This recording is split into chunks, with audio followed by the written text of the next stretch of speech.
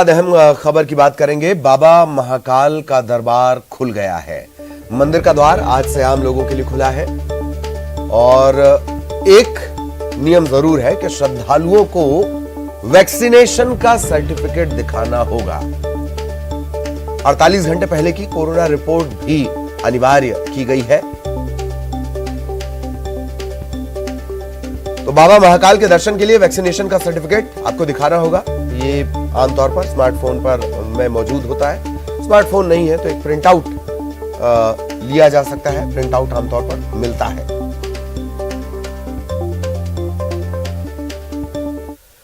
एक और अहम खबर उज्जैन से ही। महाकाल मंदिर के परिसर में हंगामा हुआ है। मंदिर के गेट नंबर 4 पर यह हंगामा हुआ।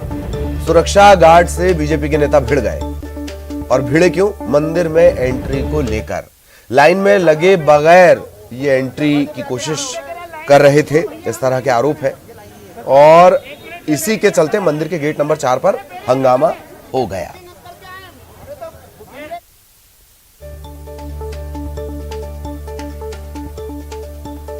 तो आज ही बाबा महाकाल का दर आम लोगों के लिए खुला और आज ही हंगामा भी हो गया। लाइन में लगे बगैर बीजेपी के नेता अंदर जाना चाहते थे और इसी को लेकर यह पूरा विवाद हुआ।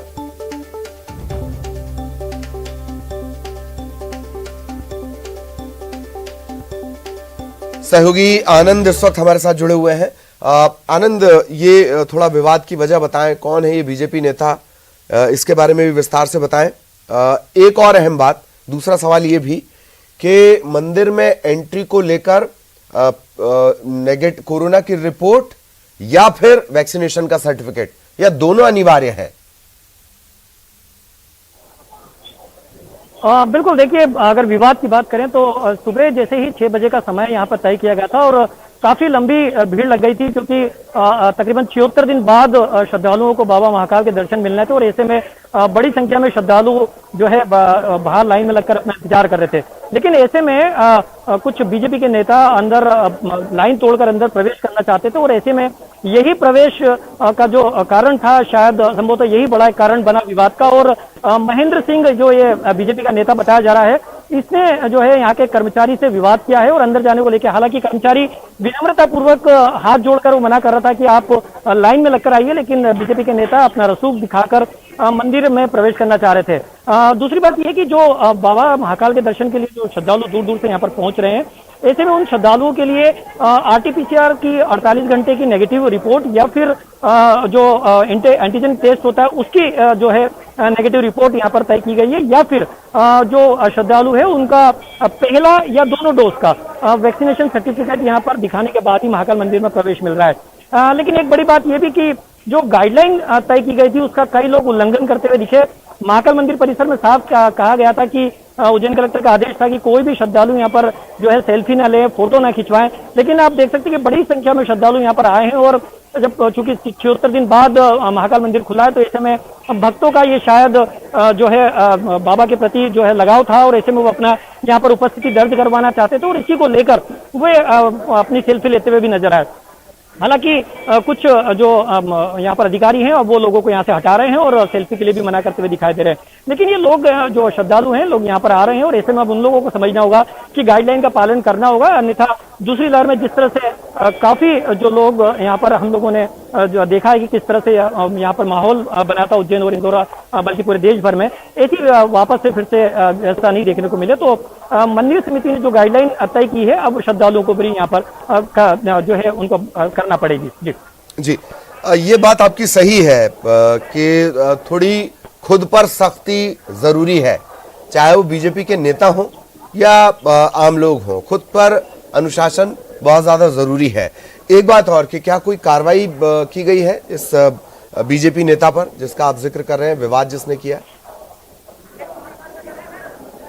बिल्कुल, देखिए, चूंकि विवाद कुछ देर पहले का ही है और अभी जो आला अधिकारी हैं, जैसे उज्जैन कलेक्टर हैं या एडीएम है, जो यहाँ के प्रशासनिक अधिकारी रहते हैं, ऐसे कोई भी अधिकारी फिलहाल अभी उज्जैन महाकाल मंदिर अभी पहुंचे नहीं है। हाँ। लेकिन वे आएंगे, उसके बाद ही जवाबदेही तय होगी। लेकिन आप भी जानते हैं कि चूंकि बीजेपी के नेता हैं, सत्ताधारी पक्ष के हैं, कितना उन पर कार्रवाई होगी ये हम सब जानते हैं, लेकिन सवाल खड़े होंगे इसको लेकर। और अब चूंकि विपक्षी दल है वो किस तरह से इसको लेता है, लेकिन चूंकि पहला दिन था, पहले ही दिन इस तरह से बवाल हुआ, हंगामा हुआ और अभद्रता जो है कर्मचारियों के साथ देखने को मिली, तो काफी निराशाजनक ये सब देखने को मिला। ये बात सही है, जब गाड़ी पे बीजेपी नेता लिखवाया जा सकता है तो चेहरे या हाथ पे भी लगवा लिया जाए एक टैग कि हम बीजेपी नेता हैं, हमें कहीं रोका ना जाए, यही संस्कार है। बहुत बहुत शुक्रिया आपका आनंद इस तमाम जानकारी के लिए। इधर जबलपुर में मास्क न लगाने वालों पर कार्रवाई की जा रही है, लेकिन पुलिस वालों से बदसलूकी की तस्वीर भी सामने आई है। मालवीय चौक के पास पुलिस वालों ने बाइक से जा रहे एक युवक को रोका। युवक के साथ 2 महिलाएं भी थीं। किसी ने मास्क नहीं पहना था, लेकिन युवक पुलिस वाले को एक विधायक का नाम लेकर धौंस दिखाने लगा। एक पुलिसकर्मी मोबाइल फोन से घटना का वीडियो बना रहा था। इस दौरान युवक के साथ मौजूद महिला ने मोबाइल छीनने की कोशिश की। आखिरकार पुलिस वालों ने बाइक का नंबर नोट किया और इन्हें जाने दिया। थाना प्रभारी का यह कहना है कि कार्रवाई की जाएगी। देखिए, ये इससे ठीक पहले की आपने तस्वीर देखी, वहां बीजेपी नेता की दबंग गई, और ये एक तस्वीर आप देख रहे हैं, यहां नेता का नाम लेकर धौंस बताया जा रहा है, जबकि दोनों ही जगह सुरक्षा की दृष्टि से नियमों का पालन करना जरूरी है। आज चेकिंग के दौरान कोई 3 सवारी महिला के साथ निकले थे और मास्क भी नहीं लगाए थे, तो यहाँ जो चेकिंग में लगी थी उनसे थोड़ा वाद विवाद हुआ है। उनको समझाइश दी गई है, नंबर उनका नोट लिया है, हम कार्रवाई कर रहे हैं उसमें। कहाँ की जानकारी लगी? अभी हमको तो जानकारी नहीं है, पता करते हैं फिर आपको बता दिया जाएगा। वो सहयोगी पवन इस वक्त हमारे साथ जुड़े हुए हैं। पवन, किस नेता की ये धौंस दिखा रहे थे और ये कहा जा रहा है कि कार्रवाई होगी और कार्रवाई होनी भी चाहिए अगर मास्क नहीं लगाया गया है तो? पवन ललित, ये स्पष्ट नहीं हुआ है, पुलिस ने ये नहीं बताया। हालांकि पुलिस को जानकारी है कि किस खास नेता का, किस बड़े नेता का ये करीबी है। हाँ। पुलिस ने जानकारी में ये नहीं बताया है, क्योंकि एक रसूखदार नेताओं का और राजनीतिक दलों के लोगों का नाम सामने एकदम से लाना भी पुलिस के लिए समस्या खड़ी कर सकता है। तो वो पुष्टि करेंगे, यदि वो वाकई में करीबी है तो शायद उनके माध्यम से उसको समझाने की कोशिश की जाएगी और उसकी गलती का एहसास कराने का प्रयास किया जाएगा। लेकिन पुलिस के लिए ये रोज रोज की बात हो गई है कि हर चौराहे पर पुलिस जब लोगों को रोकती है और मास्क, खास तौर पर जो मास्क नहीं लगाते हैं या किसी तरह का वायलेशन करते हैं, उनको जब भी पुलिस रोकती है तो इसी तरह की उनके द्वारा हरकत की जाती है, धौंस दिखाई जाती है, वर्दी उतरवा देंगे, नौकरी से निकलवा देंगे। तो ये चुनौतियां भी पुलिस को झेलना पड़ रही हैं और दूसरी तरफ अपनी जान जोखिम में डालकर लोगों को कोरोना से बचाना भी पड़ रहा है। तो ये लोगों की भी जिम्मेदारी है कि वो इस बात को समझें कि पुलिस अब खुद के लिए नहीं खड़ी है, बल्कि लोगों की सुरक्षा के लिए सड़कों पर, चौराहों पर तैनात है और 24 घंटे अपनी सेवाएं दे रही है। जी जी, बहुत बहुत शुक्रिया पवन इस तमाम जानकारी के लिए। सहयोगी पवन हमारे साथ जुड़े हुए थे। जबलपुर का ये मामला है, साफ नहीं किया है पुलिस ने किस नेता का रसूख यहां पर इस्तेमाल किया जा रहा था, लेकिन समझाइश दी जाएगी और हो सकता है सख्ती भी बरती जाए। एक और बड़ी खबर ग्वालियर से आपको बता दें, नकली नोटों को बाजार में खपाने की कोशिश की जा रही थी। आरोपी रोहन हुचिया ये कोशिश कर रहा था नकली नोट खपाने की और उसी दौरान पुलिस ने इसे गिरफ्तार कर लिया है। नकली नोटों के साथ ही पकड़ा गया है। पुलिस छावनी तिराहे पर एक स्कूटी भी बरामद की गई है और नकली नोट खपाने की कोशिश कर रहा था, उसी दौरान गिरफ्तारी हुई है।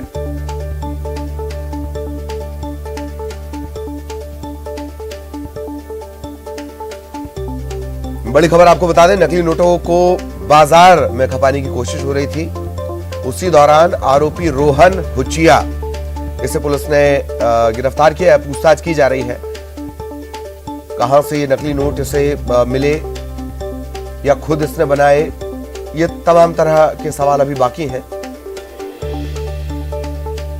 नकली नोट खपाने की कोशिश के दौरान इसे गिरफ्तार किया गया। रोहन हुचिया इसका नाम है।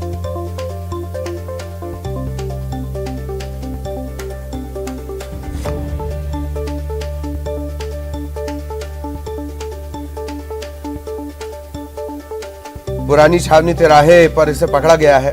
स्कूटी भी इसके पास से बरामद हुई है, उसे भी एहतियातन फिलहाल जब्त किया गया है। पूछताछ लगातार की जा रही है। सहयोगी सुशील इस वक्त हमारे साथ जुड़े हुए हैं। सुशील, पूरी जानकारी विस्तार से, कितनी करेंसी खपाने की कोशिश में था?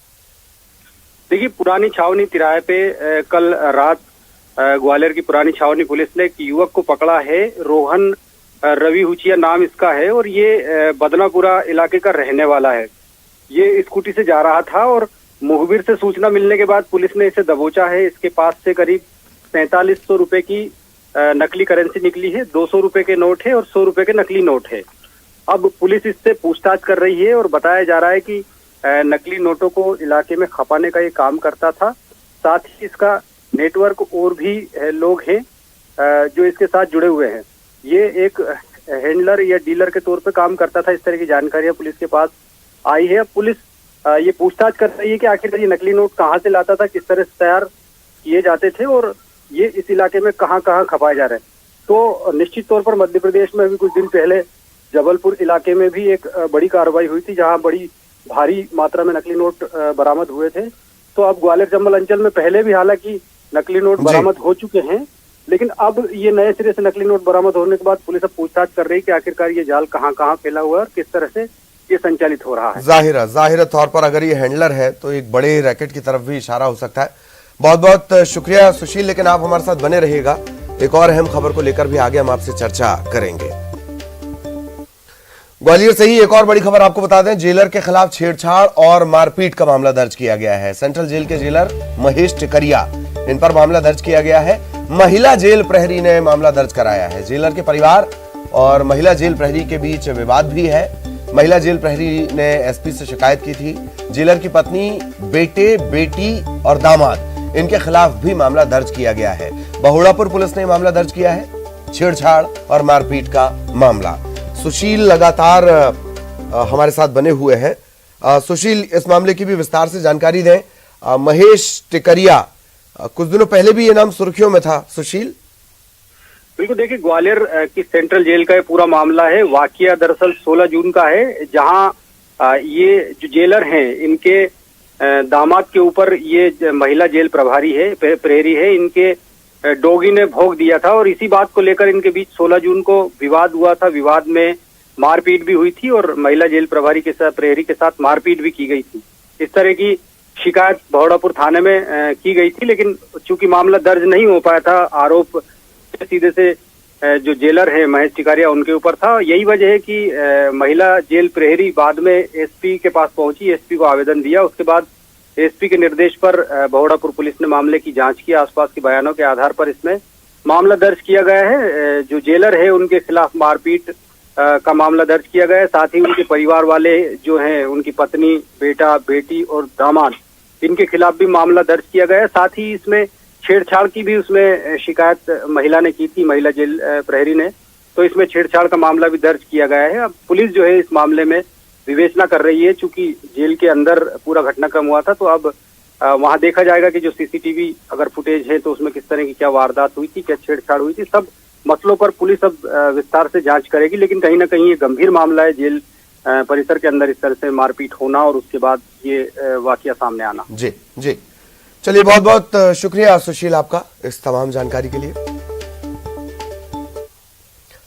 खबर राजगढ़ से, यहां खिलचीपुर मंडी में फौलादी ऑटोमोबाइल के शोरूम में आग लग गई। यह आग इतनी भीषण थी कि शोरूम में रखी गाड़ियों को बाहर निकालने तक का मौका नहीं मिला। कर्मचारियों को मौका नहीं मिल पाया और देखते ही देखते 20 ई बाइक, यहां ई बाइक रखी हुई थी, इलेक्ट्रॉनिक बाइक, वो जलकर खाक हो गई। शोरूम के संचालक का कहना है कि आग की सूचना देने के बाद भी फायर ब्रिगेड तकरीबन 1 घंटे बाद मौके पर पहुंची और तब तक सब कुछ स्वाहा हो चुका था। सहयोगी विजय इस वक्त हमारे साथ जुड़े हुए हैं। विजय, पूरी जानकारी विस्तार से। देर रात का यह घटनाक्रम लगता है?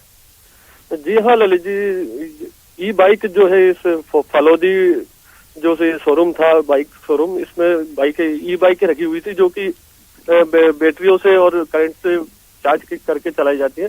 और ये शोरूम अभी कुछ दिन पहले ही प्रारंभ हुआ था और अच्छे ढंग से इसको तैयार करके बनाया गया था, लेकिन देर रात करीबन 10:30 बजे की पूरी घटना बताई जा रही है, जब इसमें इस आग इतनी भयंकर थी ललित जी के विकराल रूप ले लिया, जिसके 1 घंटे बाद फायर ब्रिगेड की टीम वहां मौके पर पहुंचती है और करीबन सारी बाइकें जो है जलकर खाक हो चुकी थी। जब तक और करीबन 15 लाख रुपए का नुकसान जो है शोरूम संचालक द्वारा अभी बताया गया है। और करीबन 25 बैटरियां जो थी वो भी इसमें जलकर खाक हुई हैं।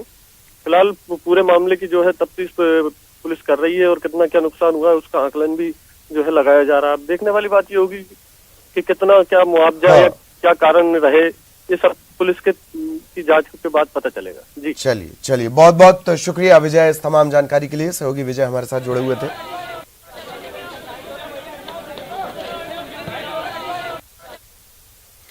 केंद्रीय मंत्री प्रहलाद पटेल ने रविवार को कहा कि नेताजी सुभाष चंद्र बोस की टोपी और तलवार सुरक्षित है और फिलहाल कोलकाता